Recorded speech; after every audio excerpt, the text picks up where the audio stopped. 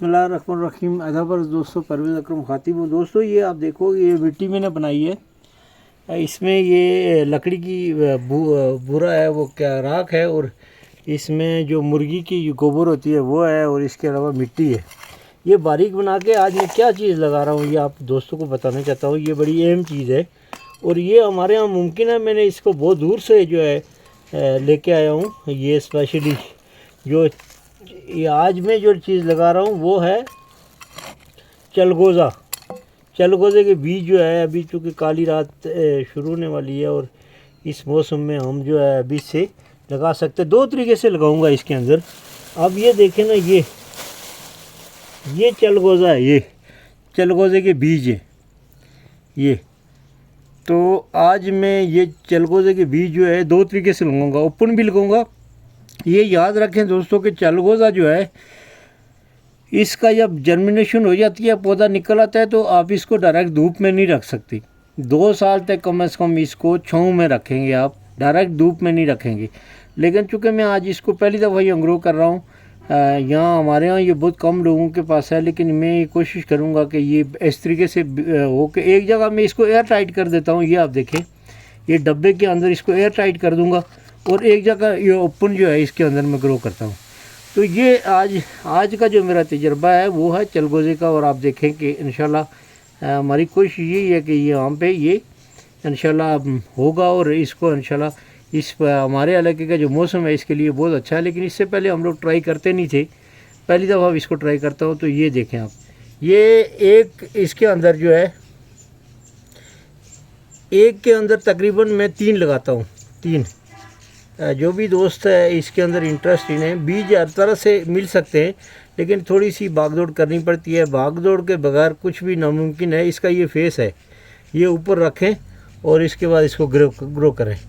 ये 3 बीज मैंने इसमें लगा दिए और 2 बीज जो है वो मैं इसमें लगाऊंगा, क्योंकि ये खासे कास्टली होते हैं, इतना वो नहीं है कि आप खुले वो करें। बहरहाल ये हमारी कोशिश है, कल इसको कुछ ट्यूब में भी लगाने की कोशिश करूँगा। बहरहाल आज दोस्तों के लिए ये मालूमाती वीडियो शेयर करता हूँ। ये फर्स्ट टाइम जो है इसको मैं यहाँ पे करता हूँ। मेरे पास ये बीज है, ये बाकी भी जो है वो मैं ट्यूब में भी लगाने की कोशिश करूँगा। और ये आप देख सकते हो कि मेरे पास ये भी चीज़ है, इससे भी हम स्प्रे कर सकते हैं, लेकिन वो इतना मतलब नहीं है, इसमें नमी नहीं दे सकती, तो लिहाजा छोटे बीज के लिए ये स्प्रे काफ़ी होती है। लेकिन मैं कोशिश करता हूँ कि इसको पानी इससे भी दे दूँ, ताकि जो इसके अंदर नमी बरकरार रहे। और ये अभी जो सीज़न आ रहा है इसमें इसकी जर्मिनेशन हो जाएगी। जब हो जाएगी तो फिर मैं इसको ज़मीन में शिफ्ट करूँगा। लेकिन 2 साल तक कम से कम कोशिश करें कि ये जो बीज हैं, ये जब पौधा निकल आए उसके बाद इसको आप धूप से बचें। ये बिल्कुल दरख्तों में जो कहीं छुपी हुई जगह हो, जैसे अदरक के लिए कोई मौसम चाहिए होता है, वैसे ही जो है इसके लिए मौसम की ज़रूरत होती है। आप देखें कि ये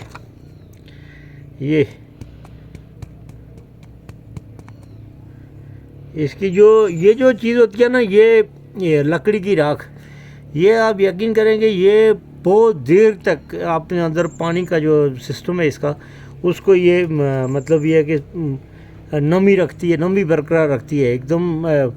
यानी पौधे के लिए बहुत ही अच्छा है कि वो एकदम खुश्क नहीं होता, और जिसमें भी ये यूज़ करेंगे वो काफ़ी देर तक रहेगी। तो ये देख लें आप कि ये मैंने इसको एयर टाइट कर दिया, बंद कर दिया है यहाँ पे। तो ये मैं इसको ओपन रखता हूँ। ये